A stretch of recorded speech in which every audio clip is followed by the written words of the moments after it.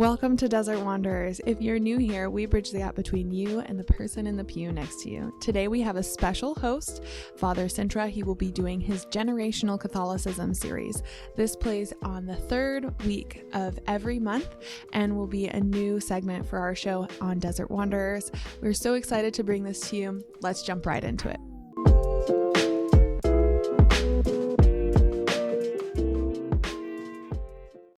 Hello, Kenny. Hello, Catherine.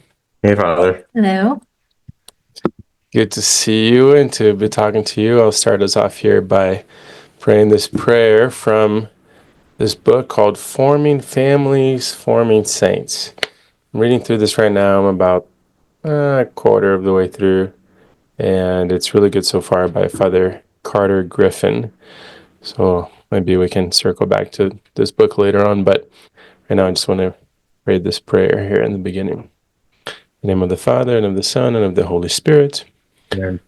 Father in heaven, your servant Athanasius defended the true divinity of your Son in the face of great opposition. Give us an unshakable commitment to the truths of our faith and a determination to live in sincerity, honesty, and integrity. May our homes be places where truth reigns, where a culture of sincerity imbues all our relationships with trust, and where each member of our families experience the blessings of living in freedom and openness with you and with each other. May our adversary, the father of lies, be thwarted in his efforts through our sincerity, which is sustained by your grace and the intercession of Saint Athanasius and all the saints and angels, through our Lord Jesus Christ, your Son, who lives and reigns with you and the Holy Spirit, God, forever and ever. In the name of the Father, and the Son, and the Holy Spirit. Amen. Well, so we'll carry on with our little project here. So last time I talked to Kenny's parents, Ken and Teresa, and so I suppose if anybody out there hasn't had a chance to listen to that, I'd encourage you to do that first. This will maybe be something of a continuation of that conversation, and we'll add to what they talked about, of course. And I guess maybe right off the bat, I just want to maybe answer a question that some folks might have, and maybe even a question that you guys have, Kenny and Catherine, of like, these guys look pretty young. Kenny and Catherine, they're probably like in their late teens. And okay, no, maybe not that young. Too many bags for that. Yeah. We don't get carded anymore. Hey, that's good. That's good. But why are they on here teaching us? Who do they think they are to be on here to teach us about? I do have that question. That's kind of what we're asking. We did not choose ourselves to be on here. Yes, So, yes, exactly. Yeah. Least qualified of the bunch. Yeah, even just as we got on this call, you guys said, we're ready to be humiliated on here. There's a good chance. Yeah. No, but I think, I guess, let me put it to you, sorry to put you on the spot. Well, why do you think, and I have an answer to this, I don't feel like you have to make one up, but why do you think, and besides the fact that I've, twisted your arms into being here, why do you think you have some good things to contribute? If you listen to, I don't know which is the best order to listen to these two in, either my parents and then ours or vice versa, but you can judge my parents more based on how this conversation goes, because I'm pulling a lot of wisdom, a lot of experience from them. And so this is like, if you listen to their episode, now you can kind of see, I don't know, for better or for worse, like where that ended up in myself and in our family. Mm-hmm. And also, I would hope that if there's people listening that are of a similar situation like us, like we are very much trying to figure it out. And I would hope that this is more of a, just a discovery session versus a teaching session. I don't think we have a lot to to teach or educate on, but we have a lot to try and figure out alongside people. And maybe there's some people that can kind of empathize and we can walk together in this. At least have the comfort that even people who grew up in large Catholic families that have lots of practicing Catholic siblings still feel like they're grasping and trying to figure it out as they go, that nobody really has it figured out. I think there's a lot of comfort in that. And you can take confidence in that and just letting that control go to the Lord as well. Because as much as we have families that we think did a really great job of raising us Catholic, and we draw a lot from that, and have benefited so much from it, it's still totally new figuring it out on our own, figuring out what we liked and what we want to incorporate and all of that. Every family has their own journey. So as you can't just take a blueprint from one person and say this 100% works for us, because we're drawing from both of our families and going through that journey of figuring out what God wants for our family. Yeah, beautiful.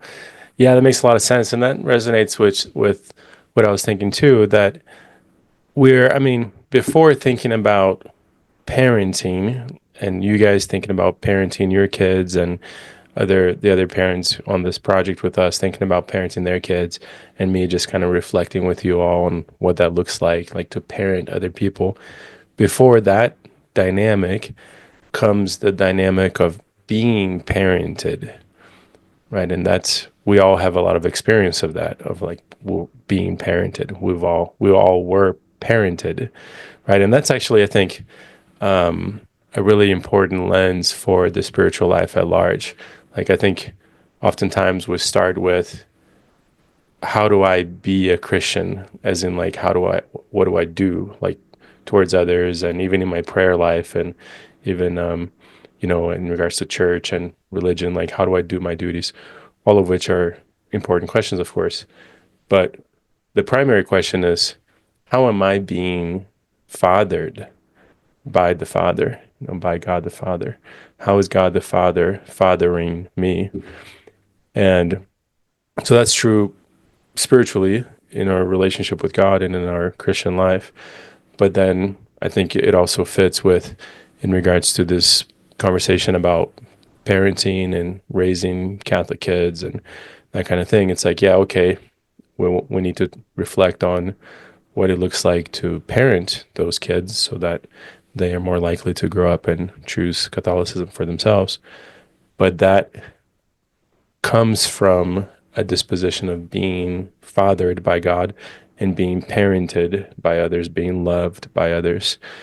And so that's why I think that you guys are, not only because I, do think that you guys are awesome parents, yes, that also, but maybe more fundamentally, because I think that you were parented excellently, right, by your parents, and so you are you're very, what is it, very secure, very comfortable in yourselves. You know that you're loved, and so you come from that position, first of all, of like, oh, okay, I'm here to share my reflections as people who, we're not perfect, our parents are not perfect, but we're very grateful for how our parents loved us into being and into our upbringing and into adulthood.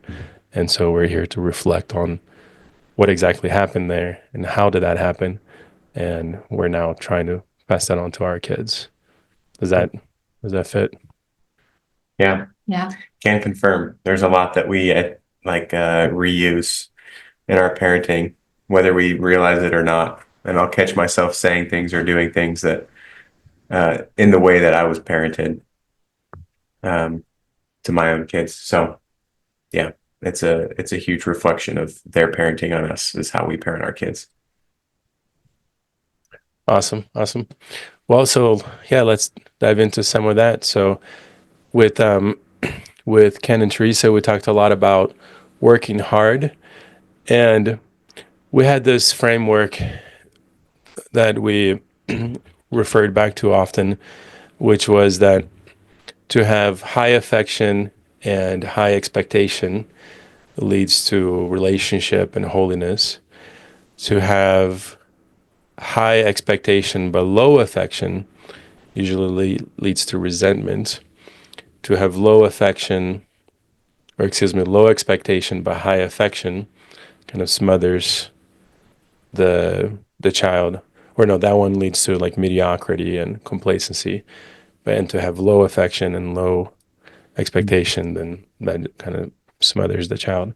And so really kind of the the gold standard is that first one of high affection and high expectation. And so within that context, we talked a lot about how hard you guys worked growing up, and then also how hard you played. You did lots of fun things. And so you had a chance to listen to that episode. So what were some of your reflections, your initial reflections on what we talked about?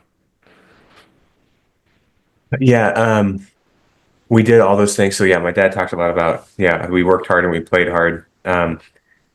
The both of those things were done as a family, and I know my mom touched on that a lot too. Um, so both of those were done as a family, and so for me, that's what instilled the idea that this is the way that Dodges act and behave. This is the way that our family behaves. One thing that they also had talked about was you represent, like when you go out into the world and you do these things, whether with us or on yourself, you're representing um, the family or yourself or your faith or whatever it is. And so the identity of our family was a lot of, yeah, like the work hard, play hard thing. And so it was, if you do those things, you do them together, and that makes it our identity. And so when you leave this unit, you know that you do those things and they like call back to the identity of the team or the family. The work hard stuff, I know they alluded to, it was, yeah, building houses growing up. It was, we had this joke that growing up, you can never say you were bored, because if you went in and said you were bored, then my mom would make us go pick up rocks in the field because we had horses in a horse field. And so you don't want rocks out there, but that was like an ever-present list of chores. And if the list of chores had run out, it was just, there's always rocks in the field to go pick up. So that was, you don't say bored around my house. What a good mom. Being bored is so good. Yeah. So good for kids. Yeah. And then on the play hard thing, yeah, to their point, it was a lot of really awesome experiences that we got to do. It was crazy road trips down to visit family in California every year, every other year. It was trips to the Oregon coast, awesome camping trips, hunting trips, things like that. A lot of fun experiences, traveling for sports, things like that. So yeah, I definitely felt that and resound with that work hard, play hard theme. Did it ever seem like you worked too hard? I mean, even in that, as I hear that anecdote about picking rocks, it's there can be a part of me that there's some resistance to that it's like, well, wait a second. So you couldn't even just like have unstructured playtime at home? Like you couldn't even just hang out? Like you always had to be busy, you always had to be producing, you always have to be a work bee? What was going on there?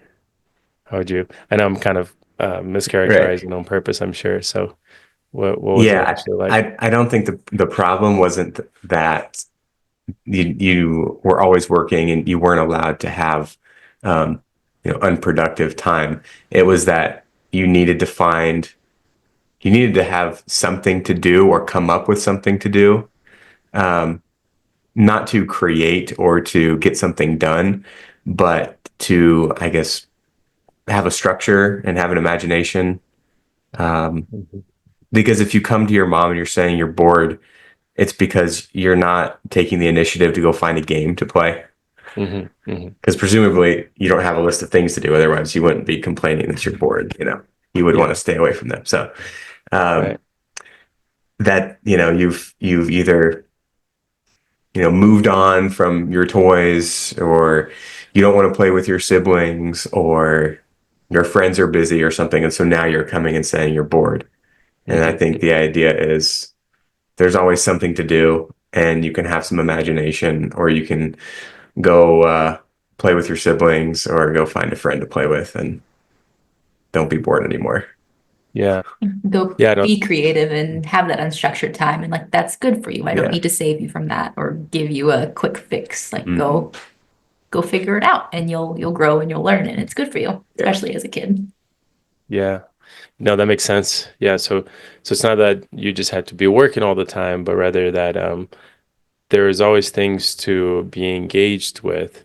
And so that's an encouragement there to go and be engaged, whether it's with your siblings, whether it's with work, whether it's with a toy, but go and be engaged. Don't just be um, passive, passively, bored or And disengaged from like life. being a taker and being Yeah, like a right. receiver of things. Like Yeah. I'm noticing that with my kids. It's in those moments where they do figure it out for themselves and they're gone playing. Like that's really clutch as a parent. And you just bought Hmm. yourself 20 minutes where they're playing with Legos or reading books or something that you don't have to entertain them, and you shouldn't have to always entertain them. And it teaches them to like structure their day, and have the ability to like take control of their day, and get creative with how they spend their time. Yeah. Yeah, that actually helps me a lot to to kind of see this picture that and this actually I tried to do a quick search here and I didn't find it, but there's a book that we studied in our one of our classes in seminary about the family economy. It was something about the family economy, and basically it argued that for centuries the predominant disposition of the family was one of being producers, not necessarily like producing widgets, but producing, producing like the, yeah, it's not very sharp in my mind right now, but basically that the idea that we're contributing, we're producing, we're contributing, and and then in the last century there's been this shift where the majority of families for the majority of the time are primarily consumers, and this book was just kind of was going into the ins and outs of that. I'll see if I can dig that up. But Mhm. yeah, so you're saying that your family was very intentional about that, about like we're first of all produce, and I don't even know if producer was the right word in the book, but in any case, yeah, whatever the opposite of consumer is, that we're engaged, we're proactive, we're doing things as opposed to just sitting back and receiving and consuming and being like a garbage disposal. Yeah, we have a 3-year-old that snuck out of bed, so Catherine's Oh, gonna go nice. set him back in bed real quick. Nice. Okay. Um, yeah, maybe it's a problem that we just are having to deal with more recently, like you said, in the last 100 years. Because yeah, it's hard to imagine, pioneer families ever thinking that they were bored, Right. because everything you were doing up to that point was just to survive. And Hmm. now we actually have this idea of like actual leisure. And I don't know, maybe sometimes we have to learn how to act in leisure because we don't know how to spend that time very well. Yeah.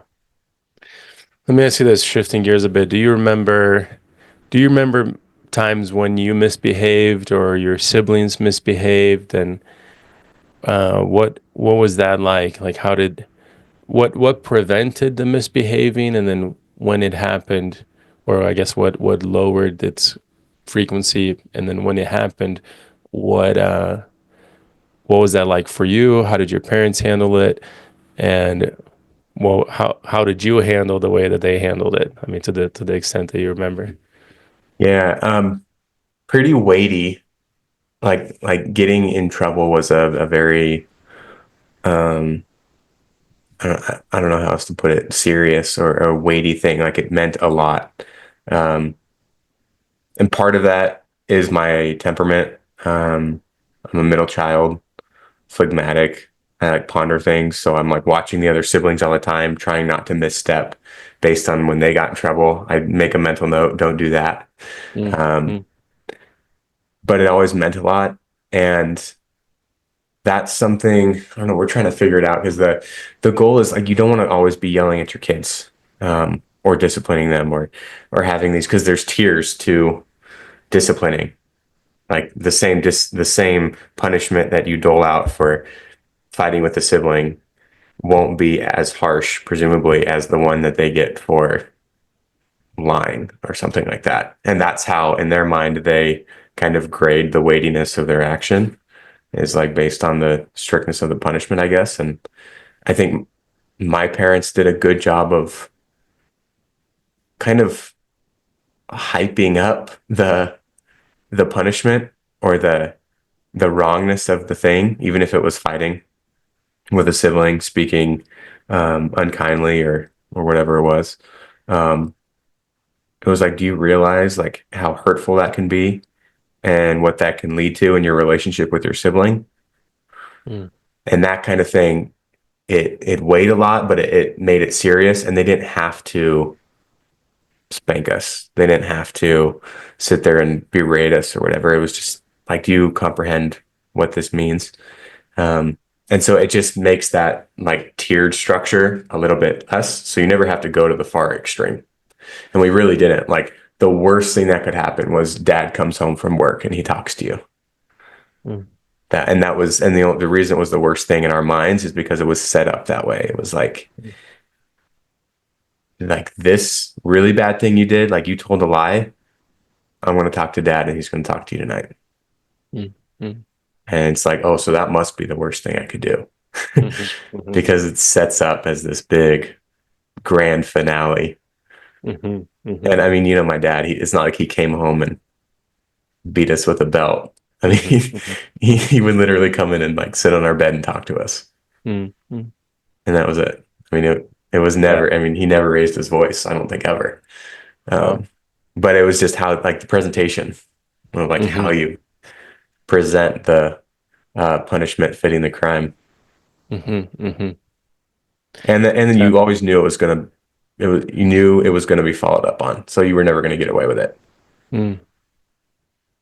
Yeah, he talked a lot about that, about um, having clear expectations and consequences, and Mhm. then care and following through with what had been established. And he said even when it was really hard for him, right? It's like, oh shoot, like I had Yeah. said that if this happened, you wouldn't get to do this, and now I have to follow through, which means you don't get to do this, and I don't want that because I want you to get to do that, but I said this is what would happen, so now I have to follow through. Yeah. It's a huge effort. It's like a lot of added work that you just strap on yourself when you decide to parent that way. Mm. But I mean, it's necessary. It gives the kids structure, and it sets the tone for all their actions. Like, they know that there's going to be a consequence, but Hmm. it does take a lot of effort. And I see why it's hard for a lot of parents to parent consistently and discipline consistently. Hmm. Hmm. Yeah, that's something he mentioned, that oftentimes it seems that there's the struggle with the follow through, understandably so, Mm. and it starts pretty early, right? He said he was like, if when I by the time my kids were 4, there had been countless times of us setting boundaries and consequences and then follow through with them, so that when they're 4 or 5, they were starting to think, and it's like it was already well conditioned in them, like, oh, okay, if I do this, then I don't get to do this, and I Mm. don't want to not do that, so I have to do this. So the starting early piece was important for him, and so Mhm. that seems to be your your experience of it as you remember. It's like it was just always the case from as early as you remember. Mhm. And they do say a lot of character development happens before kids are 4 and 5 because they're just absorbent, and their character and virtues and all that are all being formed. Maria Montessori said just they have this absorbent mind up until 6, where they're just these huge sponges. And so that consistency is good for them. It gives them confidence, it gives them security, and being consistent is much better than being perfect. So, not doubting yourself too much and just doing your best, but also just having like that calm consistency is the best thing that you could give for your kids because that's what they need. for that security, is to trust that you'll just do what you say you're going to do. And they can trust that you're going to say what you're going to do, and trust that God will do what he says he's going to do, and all of that. It just kind of keeps feeding forward. Yeah, that's beautiful. Yeah, I'm sure it's hard, super hard for parents to do it, but I can see the picture of how important that is. And would you say that was largely your experience too, Catherine? And something I forgot to just highlight at the outside is that, in this context of generational Catholicism, of like our focus is, we're trying to ask the question, like, why did like how to pass on, how to parent so that kids grow up to choose God and choose the Catholic faith. And and now we're talking here a lot about lots of human things, right? Like human formation. Not really, we haven't touched on anything about teaching the kid to pray or these kinds of things. And that's actually kind of the format of this book that I mentioned, Forming Families and Forming Saints. The first they talk about human formation, and then spiritual formation, and then intellectual formation, and then they call apostolic formation. This is kind of forming or following the format for priestly formation in seminaries. These kind of pillars. But anyways, all of that a tangent. What I wanted to say was that both of your parents, whether they probably didn't do everything exactly the same, and we can find out where maybe some differences were, but Kenny is one of 5, and all 5 of them are practicing Catholics as adults, and Catherine's one of 9, right, Catherine? Yeah. And all 9 are practicing the faith as adults. And so it's like, nobody's claiming that your parents were perfect, are perfect. It's not about that, but it's like that probably wasn't coincidence, right? It probably wasn't just luck. I mean, there's luck involved, I'm sure, where they, grace, unmerited grace, gratuitous grace, certainly. But the question here is, what were there things that they did or didn't do that better facilitated this transmission of the faith? And so, anyways, that caveat aside, does the things that Kenny has been saying so far, Catherine, does that kind of jive with your experience too? Yes. Yeah. And especially now with us being parents, I reflect on the way that we were raised and see how my parents practiced just heroic virtue and heroic sacrifice for us, and how everything they did was to impart love and the faith into our lives, and to see them respond to God's, of course, abundant grace with that response makes us feel really grateful and makes us want to emulate that. And now that we're trying to do it, we realize how much sacrifice that really does take, and how much self growth and that does. So we're very grateful to our parents for that, because it's the biggest gift. Yeah, and honing in on that piece about just consistency and discipline and follow through. Did you have a similar experience as far as you remember? Yeah. And one thing my parents always said is, you can't parent from the couch, which means it takes effort. It's going to be inconvenient. If you're doing it right, it's probably not going to feel easy. And there's 1,000 moments in the day. I mean, especially we haven't experienced older kids yet, so I don't know how this is like with teenagers, but at least for toddlers, where you physically have to get up from wherever you're sitting, even if you're exhausted, to parent correctly, or to make them feel loved, or to not just let those boundaries go and then get to the point where you're going to blow up at them in your parenting in a way now where you don't want to parent that way, or you're yelling because you're frustrated because you let it go too long. And so we very much experienced that in our family. There was a lot of consistency. You have your boundaries and your rules that you are expected to follow. And a lot of people would comment like, wow, your kids are so wonderful. They're well behaved, or they're sweet, and that sort of thing. And we certainly weren't beaten with a rod or anything, or taught that out of fear. Our parents were extremely loving, and just pairing that beautiful, loving relationship where you feel seen, where you feel valued, where you feel delighted in. And also knowing that the same parents that see you for who you are and that love you for who you are also think that you can act a certain way. You are capable, even at a young age, from obeying, being kind to your siblings, teaching them how to be kind to each other, taking on responsibility around the house. I think that was all implemented very well. And so that combination of being intensely seen, intensely loved, and then also being given a lot of responsibility, because when you have a large family, you can't just be a consumer. You have to be a part of the team. You have to be a producer in a good way. And a lot of psychology, you'd see even now, it says that responsibility is one of the best things you can give kids. And it teaches them virtues. It teaches them perseverance, discipline. So that learning that internal self-discipline from a young age is something that I think a lot of our society is lacking.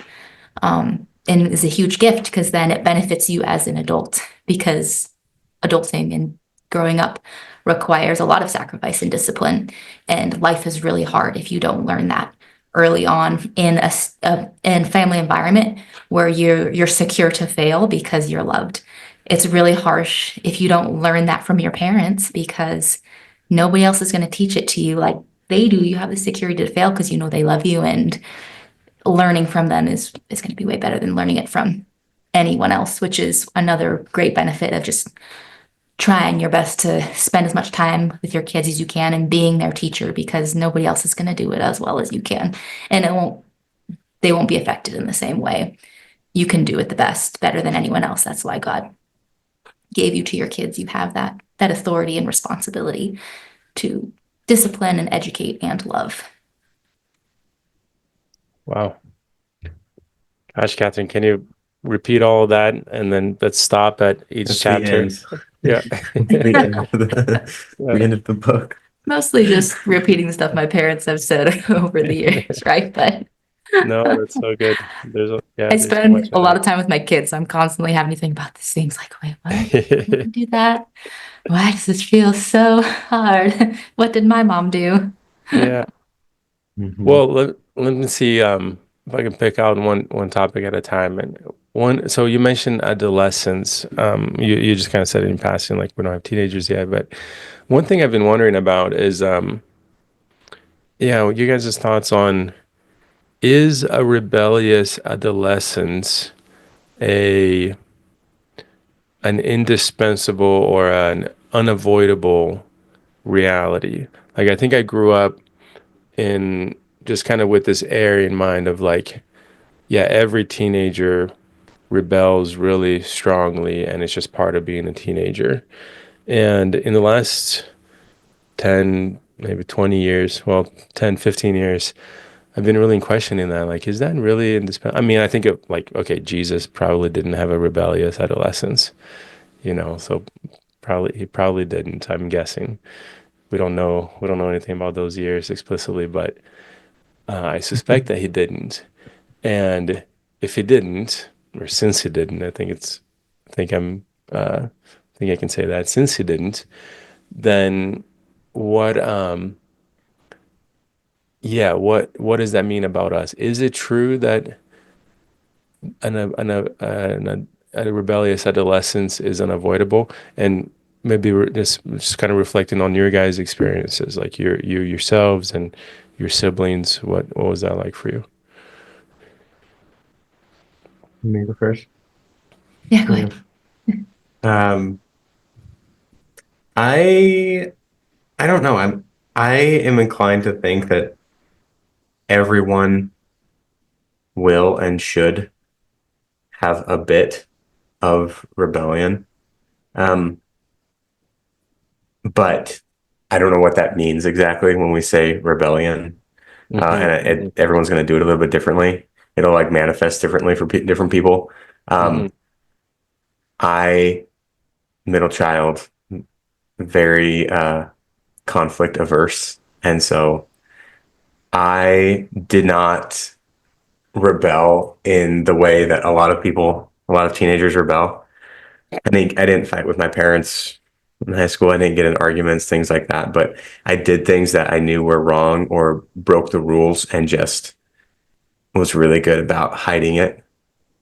Um, or I would rebel in very small ways that I think are very normal, but like as a teenager, you're testing limits and things. And even if that's like the speed limit, whatever, like you're driving too fast or something, and you're doing it from a place of rebellion as a 16-year-old to like push the limit or get a rush or whatever it is. Um, Little things like that. So when you say it's like unavoidable, I think everyone's going to have instances like that, but I think it's a very big scale. Doesn't have to take the form of like whatever, running away from home or, you know, getting in arguments every week with your parents. But I think some form might be. I think that's part of the testing or the trial by fire phase of becoming an adult. I don't know. What do you think? Yeah, I think it's developmentally normal for teenagers to push the limits or rebel in a certain sense. Like, I mean, looking at all my different 9 siblings, everybody had a different teenagerhood. And you had certain kids who were more rebellious or more strong-handed and that sort of thing, and they were all parented similarly. It's some of that's just, it's not a reflection necessarily on you, but their personality. So I guess just taking that with, you might not exactly know what you're going to get. You do your best, but then doesn't necessarily change the way that you parent them or having expectations of being a good person or, following the rules. Like, I don't think saying a teenager is going to be rebellious is a good excuse to let them get away with things that they shouldn't. So I don't know if it changes the way you parent, but it's also, I think, would be normal to expect and to not get so upset or pull the reins so tight on that you push them away. Just like to accept it as normal, but then to remind them like, hey, you still owe your parents obedience, even though you can't understand it. And I didn't understand it as a teenager. We have a life experience that you sometimes need to trust, even if you don't completely understand or agree. Like, at the point of a teenager, it's always like, you have those conversations. Like, of course, you're not 2, so you can't just say like, okay, just say yes, mom. You don't need to understand why. I think at that point you owe them more explanations, and sometimes those can be long conversations that you try not to get frustrated by or whatever. Like, being willing to have that openness with your teenager. At least I think, like, when thinking back to my teenagehood or something with my parents, sometimes there were these long conversations where they'd say things that are definitely, that I see now, very true, and you just don't want to accept it as a teenager, but they just keep having the same conversation over and over, and we'll get them through it. I don't have a great answer for that. I don't feel like I completely directly answered the question, but No, that's good. That makes sense. Yeah. Yeah, it seems like a scale is maybe some level of rebelliousness is unavoidable, or maybe maybe at the purest end of the scale, maybe it wouldn't be quite accurate to call it rebellion, but more like pushing boundaries to establish oneself and one's identity, develop one's identity, and be able to assert oneself in these things. And that makes sense. But yeah, I guess, when you said, it seems like there are a couple of pieces that, if in place, at least 2 pieces, and maybe it goes back to the high affection, high expectation thing, but it seems that if these 2 pieces are in place, then that level of rebellion can be really mitigated, which are, I forget exactly the term that you use, Catherine, but secure, something about secured in love. Is that right? Does that sound right? yeah. Secure. So like to be secured in love, even the example that Kenny gave about running away from home, it's like, it seems like, if I'm really secure, like if I'm coming into adolescence and I'm really securely loved by my parents, by my siblings, and I'm firm, like this is my home, this is where I receive love and affirmation, then just the inclination to run away from home, literally or figuratively, is mitigated. And then in the little ways in which it does manifest itself, that inclination to run away from home, literally or figuratively, then that second piece comes in, which is, wait, no, you do still owe your parents obedience. And so let's let's talk about what's going on with you. Let's explore your challenges together. But let's not forget these two fundamental pieces, right? You're loved. We love you. You're you're a member of our family, and we love you so much.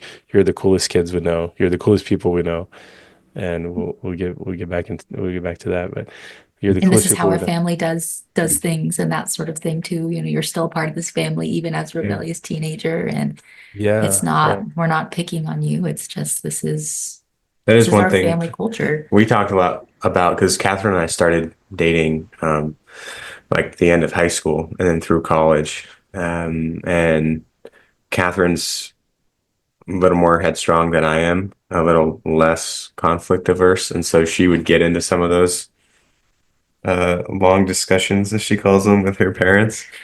And it was usually like she wasn't getting the explanation, like the thorough explanation that she wanted to really understand and appreciate the reasoning. It just seemed like an answer coming down on her. And we talked a lot about like regardless of the reasoning, when you are um, when you are living there and you're a part of the family and you're accepting things from them in the form of a roof over your head and food in front of you and a car and clothes and all of that, justice demands that you show some obedience and some respect and a little bit of just I don't know, grin and bear it to an extent. And yeah, I mean, it's hard to reason that to a teenager, but there's a lot that you and I both received just because we had good, loving families and parents. And it's like we have a lot to be grateful for. And they've done a lot for us through our whole lives and even now. But especially as a 16-year-old, it's like you don't have anything in this world. And for you to think that you can like try and get one over on the parent that does all this for you, you're lucky that you have half these things. And so regardless of what those things are or what the parent's demanding, it's like you have to give some kind of homage or respect to the source of everything you have. Well, I think it holds true. Like as a teenager, you start learning those lessons of if you've established this from a young age, like, oh, we respect others or we speak respectfully to others, like that still holds true as a teenager. You can't just have an attitude like disrespect or yelling or whatever it is was not it's not allowed when we were little kids. It's not allowed when we were teenagers. That wouldn't fly in our house. And I think that you can have a teenager who's pursuing even like, running towards their faith towards God. Like I would say I related to that as a teenager, like wanting to go to adoration, wanting to hang out with good friends, having a good, surrounding your kids with good influences, creating as good of an environment as possible. And then leading up until teenagerhood, establishing their identity in their faith, in their worth, and their status as being loved as your child and a child of God. I think, like you said, helps a lot with a lot of the issues you deal in teenagerhood, where there's so much that's rooted in insecurity or maybe bad influences. So they certainly had a tight hold on like, okay, what influences are we allowing into your life? And I think that is important as a teenager because you're an idiot. I mean, but just psychologically, you're not fully developed yet, and that peer influence is so strong. I think the best thing you could do as a parent is leading up into teenagerhood and as a teenager, creating opportunities for like your friends can always come over to our house. They're like, maybe we don't want you going over there, but they can always come over here. Yeah. It is rotating door. We're going to set up events for you. We're going to create opportunities to have good friends. You can do adoration and then come over and we'll buy all the pizza for your friends, so that it was just easy to have good relationships and healthy interaction with our peers, because like peer influence is really huge as a teenager. And if you just let your teenagers hang out with bad peers, like that's a kind of recipe for failure. And that is Yes. something that I think as with your authority as a parent, you can be like, no, you are not hanging out with those bad friends. Gosh, that's so good. How does, yes.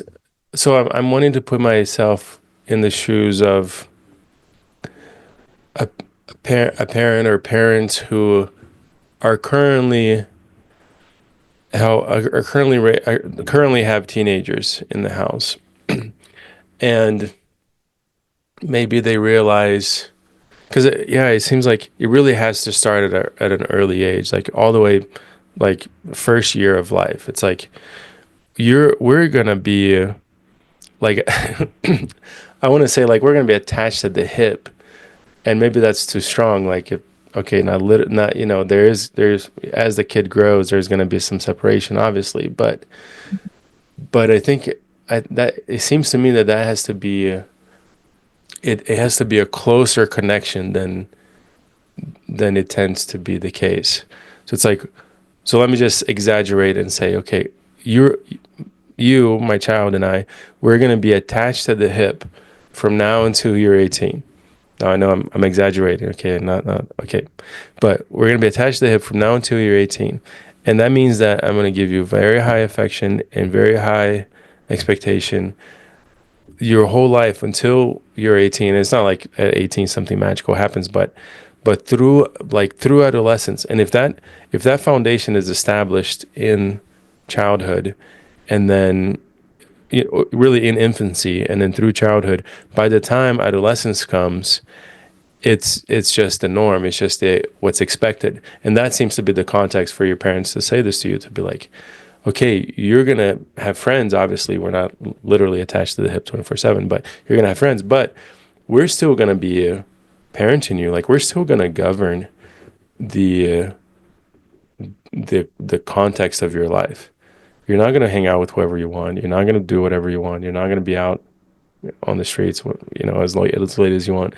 You're gonna go pray. You're gonna come home, hang out here.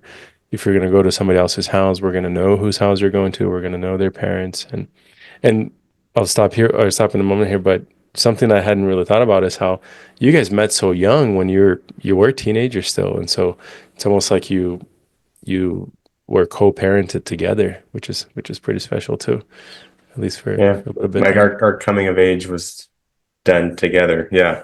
Mhm. And we Yeah. thank God we didn't have to go through like modern or later age dating scenarios. Yeah, it sounds like no fun. Yeah. Yeah.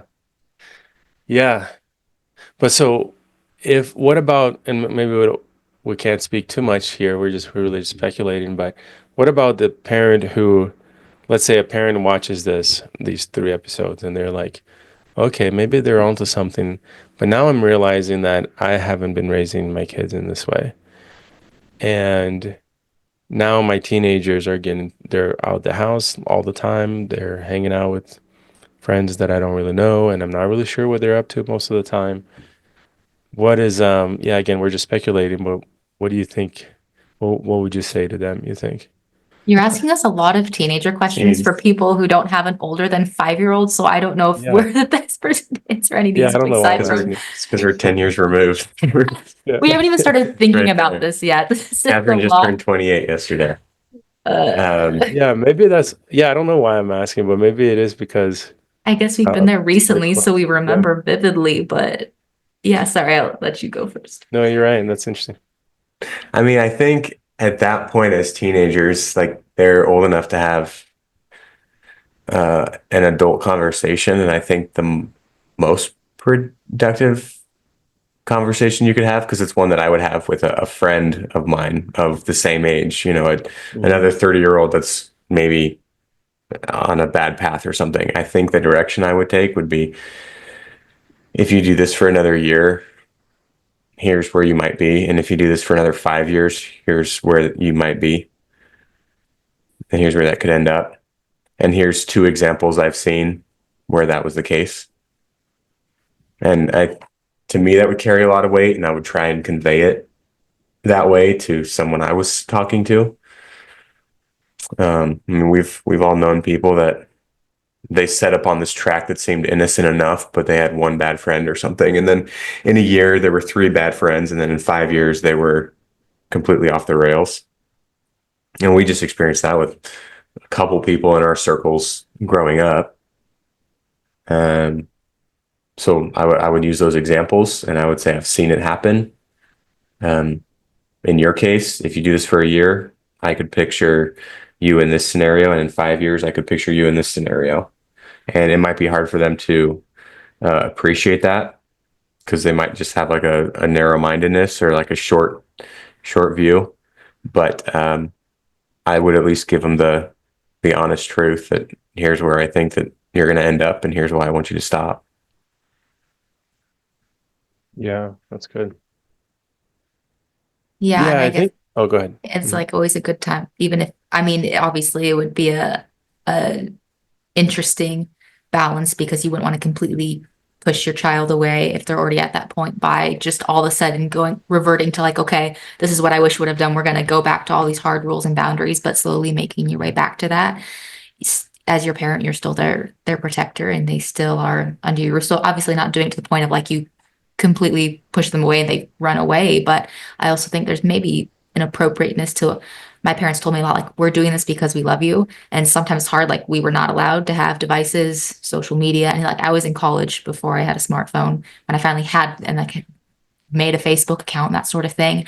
And if your kids are being dragged down a wrong path by bad peers, I also think would be completely appropriate. At least I think, like back as a teenager, I hope my parents would have done that for me. Would be like, you're getting rid of that phone or deleting your social media or whatever it takes. Yeah. Obviously, maybe that might be a process, but you're also still their parent and you're there to protect them. And hopefully it wouldn't not be easy, but it might save their soul. And I don't know if that's the right answer or not. It would look different for each family, but you could also, just because you haven't done it the way you wanted to up until this point, it's maybe never too late. It might Yeah. be Yeah. better than just leaving them to the wolves or whatever bad friends. Like again, that peer influence and that all of the junk that we have that surrounds kids on social media is just so unhealthy. Like that's just, even just asking open-ended questions like why, like what is this filling up in you? Like why Mhm. do you feel this, like asking to try to like preserve that relationship, asking those open-ended questions of like what hole are you trying to fill?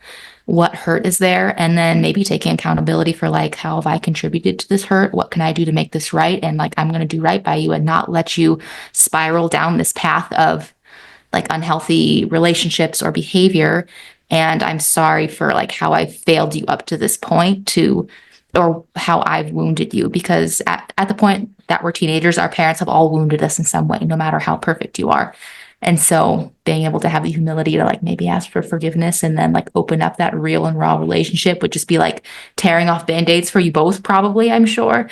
But that's like what it would take to, I guess, save your kid if it's really that bad, or just get things going on the right path because you had responsibility and everything that led up to this moment. Too, it's not just your kid being a bad kid. You're like, I apologize, I failed you. I'm not going to do that anymore, and that's Yeah. just going to suck for everybody. Stink. Sorry. No. I guess suck is that Yeah. better word for all of your mothers listening A with your four-letter word. children. You know, Yeah. sorry. No, yeah, no, that's beautiful. Yeah, there's a lot there.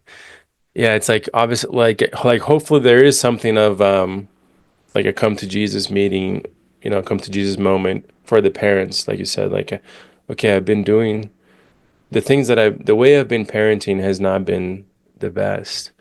And I first of all need to recognize that myself, and I need to apologize to God, and I need to apologize to the children. And then but then also to say, okay, but now we're gonna do things differently. But then there is it's so delicate because it's like you can't just swing the pendulum too far to the other side too quickly. Yes. So there is a bit of a gradation that needs to happen there. It's like we're gonna readjust, but not like a speedboat, but rather like a aircraft carrier. Like very, very gradually, we're gonna Yes. make this a 180-degree turn. Mhm. Don't be the viral video of the parent like lighting, a phone or a laptop on fire, that sort of thing. That really goes well. Oh, does that happen? Is that, Oh, yeah, I don't know. Yeah, sure. I'm sure it yeah, does. Yeah. yeah.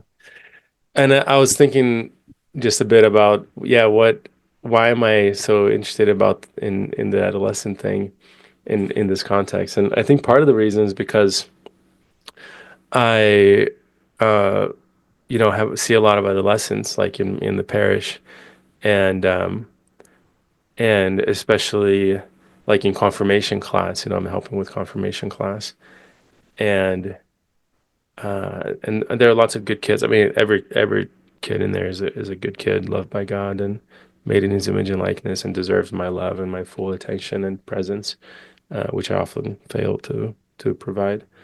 But I also see a lot of struggles, like constantly on the cell phone, like very low level skills of just like basic human interactions. Like when like people coming in and me saying hello, good evening, welcome, and just like no response, or like looking away, and I don't know, I imagine that, those are complicated things, but it makes me wonder, like, what's going on at home.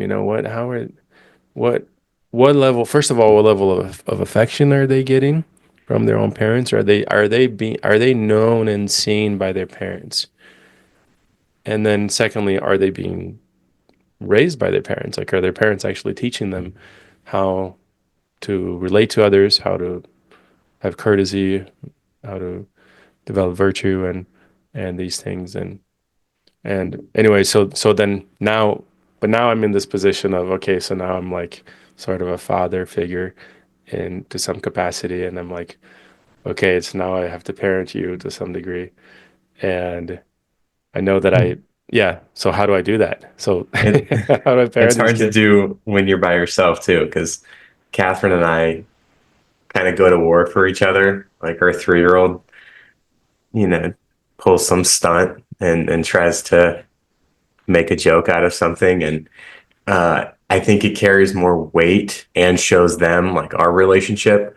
If they make fun of mom and they're disrespectful to mom, I jump in and say, don't ever do that, and vice versa. And then you're not having to fight your own battle. I mean, in your case, that's tough, Father. I don't know what to tell you. I mean, and doing it in 1 hour a week that you Respect can, or me, whatever darn it it. is. Yeah, exactly. You Yeah, can't completely undo an entire lifetime in a Yeah. whole, like, right. daily culture of some things going one way. And it's sad.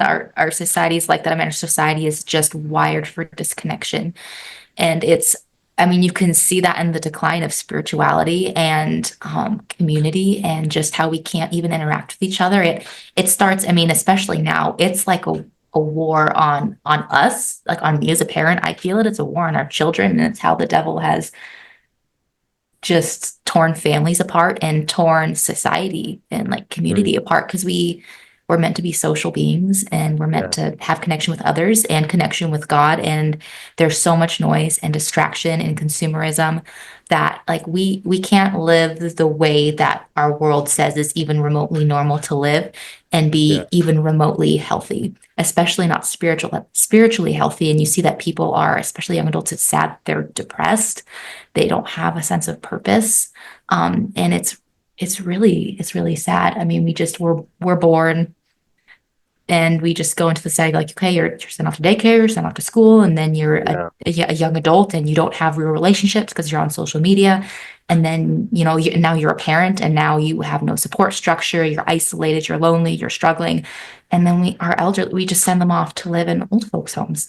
And I mean, at every stage of development, everything is just like a disconnect, a disconnect, a disconnect. And to create a family culture where your children are healthy and wanting to be Catholic and thriving, you just have to live in a way that's completely countercultural, because there's mm, no way you can live the way our culture is telling us we should live, the way consumerism tells us to live, and raise your kids uh, the way that you want to. And it makes it hard for parents. I really feel for parents. It's really challenging because we're fighting our own screen addiction and our own distraction addiction and hustle culture and busy culture, and learning to slow down and assign worth to that, when everything in our society says that that's worthless, and you find mm, worth in just producing and consuming and being as wealthy as you can be and achieve as much as you can achieve and be as beautiful as you can be. Is just you're fighting every single message that you're being fed. And I can't imagine how hard it's going to be for our kids, because at least we grew up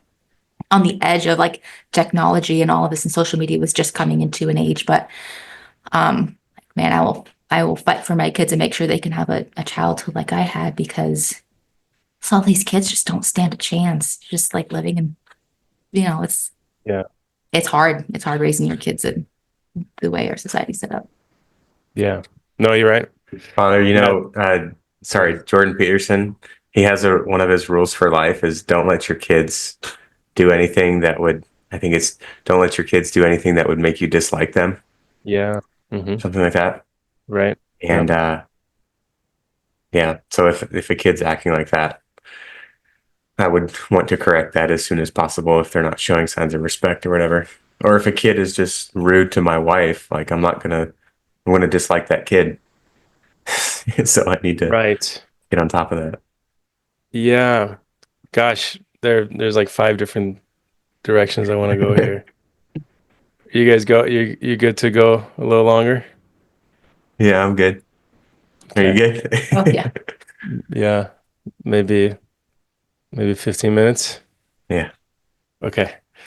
Um, so first just to acknowledge like what Kenny said about you have to respect me. Right. As following up to my thing about confirmation class. Yeah. Yeah, like that is that I noticed that in me, that is the voice in me. Like, you have to respect me. And I do fall to it sometimes, like not in like major ways, and I'm not even with them that often and that long, but I do notice that. But I know, like, when in my best moments, when I'm not in the moment, I know that that's not right. That's not a proper assessment of the problem, and therefore not a proper solution to the problem. It's so much deeper, and it's and I think what's missing first of all is the love. It's the affirmation. It's the security. Like, that's what first of all is not in place and was not in place, and then later comes the security. And so I'm wanting to say that first of all to myself, when I'm in these situations, but then also if there are parents that hear this and they're like, oh, okay, I'm just going to demand obedience from my teens. It's like, or even preteens, it's like, yes, like, yes, we have to demand obedience, but it's so tricky. It's like, is the foundation of love in place? That's the first question. Is it really in place? If it is in place, now there is the proper foundation for that demanded obedience. But if that isn't, if the obedience is demanded without that foundation, then that only leads to further separation and bitterness and resentment. And I think that is an error that a lot of parents make, and I'm sure an error I would make a lot if I were a parent, is the demanding of obedience without the sufficient foundation of love and affirmation and security. And But go ahead. one thing that Yeah. you probably throw in there too, and I don't know, I think this might relate more to boys or young boys or teenage boys than girls, but respect. Like, are you a respectable figure?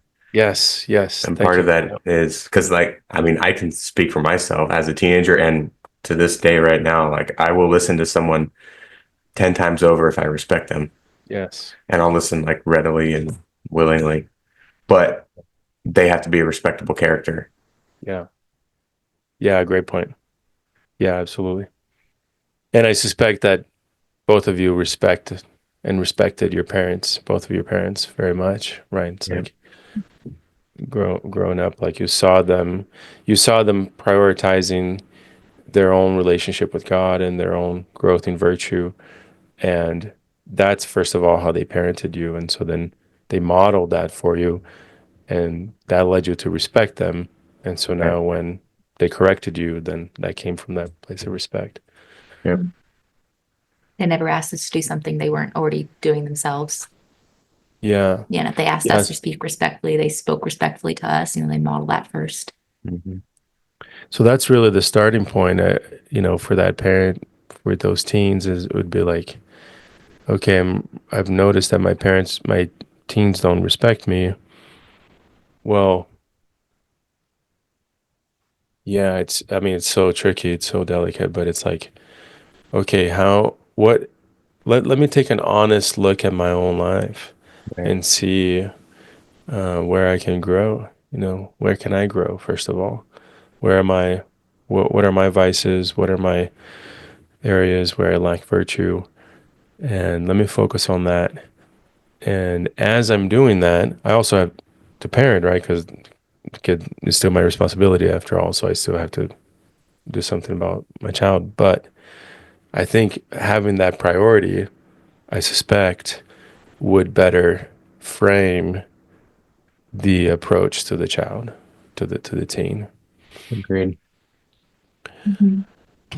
So, a couple of things maybe I'll just read this paragraph here. So, this is from Catherine last time. I thought this was really good. And yeah, we'll probably do a whole episode on this. So, I just want to read this. And if you have a quick thought on it, go ahead. But then I want to ask you about your kids being the coolest people you know. But here's this paragraph. So, Catherine said, so I asked the question, what one thing that stands out to you is how your parents raised you? And Catherine said, one thing that stands out to me a lot growing up that I think helped me to develop my faith life was silence. Silence for your children, naturally allowing that relationship with God to develop. What that looked like for us was we went to daily mass at least once a week, that quieter mass. I remember being in silence and being able to pray. Adoration once a week as a young adult, other practices at home, also that lack of distraction, living intentionally, learning how to say no to things, living slow so that we didn't just have this busy, distracted life. We were able to self-reflect and build relationships within our family.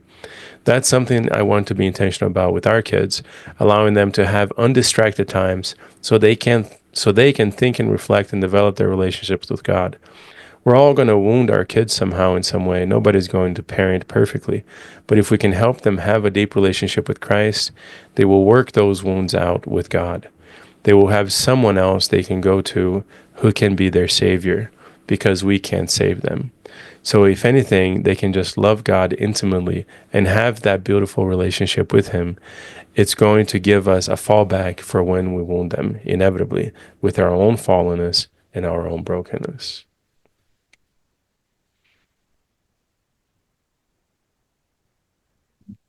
The end. She's out of my league. What's that? I said she's out of my league. She's very wise. Yeah. Yeah. I mean, it's almost like the bored thing. Like if you're not allowed to be bored and we're not assigning you a task right now, go figure out a way to like manage your time and what's available to you. And we can do that with our 2-year-old. And I guess the hopeful thought is that when they learn how to manage their time and the things like the resources, the things available to them, the things they'd like to do, the people that are around them, maybe they can do that when they're 25 with a group of young adults and they're 35 with their peers and so on. And if that means like sitting in silence with a slow life and like knowing how to manage that in like a prayerful, mindful way, maybe it translates to that. Yeah. Yeah. Beautiful. Okay. Yeah, maybe we save deeper reflections on that for next time. Mm. Mhm. There's There's a lot to unpack there. Yeah. Yep. Okay, so then you said your kids are the coolest people you know. What's that about? I tell people that a lot because I really like being around my kids. I think about that Jordan Peterson thing a lot. That phrase, don't let them do anything that would make you dislike them. Um, and your kids are this opportunity to just make these awesome little people that are into all the same stuff that you are. And like one thing we set out when we first started was like get them interested in the music that we like, so we don't have to listen to like the wheels on the bus all the time. And we do that also. Like they do have their little kid songs, but they will jam to U2 going down the road and think it's the greatest thing ever.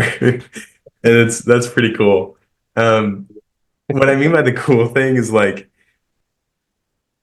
when we say like, oh, that person's so cool, or even when people try to be cool in high school or whatever, the coolest person that you've ever met is the person who they're not trying to be cool, and that's kind of what makes them cool. If there's like a subtle definition of coolness, and there's nothing cooler than like a 2-year-old pajamas backwards and yeah, with like snot running down his face, and we just changed his diaper and he comes out and tells us, what he wants for breakfast and how we're wrong for proposing eggs and toast to him. It's like, no, I don't want that. It's just like they're just so much their own little people in their own little world. And I think that's like the walking definition of a cool kid. and so much joy and enthusiasm. Yeah, there's the 100% themselves. They're not trying to. Yeah, they're not trying to be anything. They're not trying to fit into any mold or act a certain way. They're just being themselves, and it's ridiculous and laughable and awesome. Yeah. Yeah, they're great. They're the best. That's beautiful. Well, I do think, even though you rejected this when I proposed it earlier, I do think that is more of a reflection on you guys than it is on them. Okay, maybe they are pretty cool people too, but just to highlight the disposition that you both have of delighting in them. It's like you're just so madly in love with them that you delight in them, and you you admire them, you find awe in their little lives. And I don't know if you remember, Kenny, you sent me an article about wonder a long time ago, like probably 7 years ago. Do you remember this article? I think it was from Word on Fire, maybe, but Yeah. it really highlighted, just like the importance of like going through life with wonder, like to be in awe and wonder of things that are around us, but then especially, for parents to do that in their kids, like to delight and wonder in their kids. And like if they want to come up to you and tell you a story, for you to be like, yeah, I want to hear it, even if I've heard it a million times, or even if Yeah. it's by whatever Shakespearean standards, it's a silly story. Right. You could watch a 1.5-year-old open a pistachio. It's crazy. Like, I can't believe I'm watching this. And her chubby little fingers pop it open and the nut goes flying. So she sets the little shell down and goes and grabs the nut and thinks it's great. It's just crazy. Yeah. They're nuts. Oh, that's so good. Yeah. And that's, and that known and seen, right? That's a key element of they're growing up knowing that they're known and they're seen. They're known and they're seen by you. And that's that's indispensable and irreplaceable. Mm-hmm.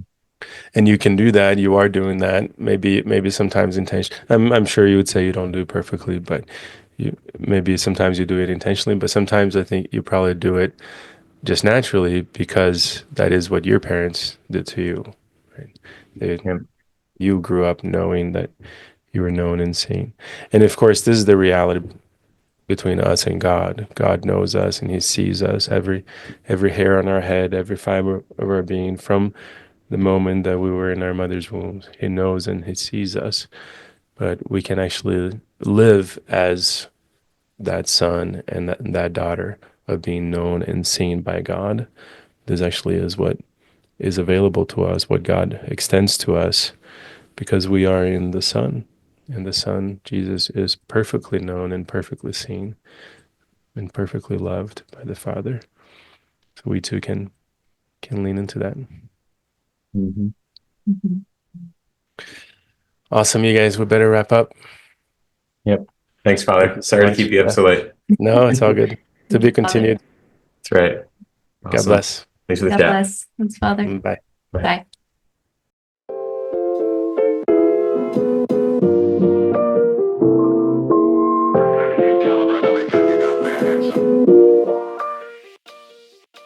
Thank you for tuning in to this episode of Desert Wanderers. If you liked it, give us a thumbs up as well as subscribe down below. We're produced by Salt and Light Radio, so you can find us on social platforms at Salt and Light Radio or Desert Wanderers Podcast. We produce episodes every week and we launch them for you on Wednesdays. So make sure to tune in for next week's episode and we'll see you then.